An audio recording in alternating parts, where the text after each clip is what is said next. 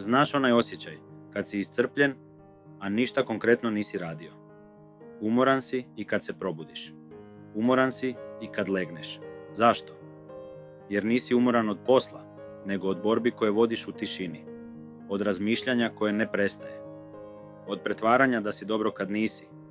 Od toga da uvijek moraš biti jaki. Od čekanja da netko primijeti koliko ti je teško.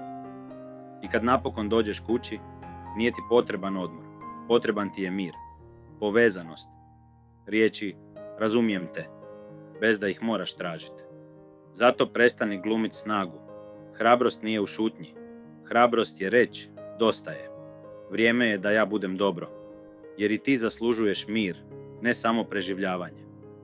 Jer nisi rođen da nosiš sve sam. I ne moraš biti jak cijelo vrijeme da bi bio vrijedan. Ako ti je ova poruka trebala, nisi sam. Prati me za još istine.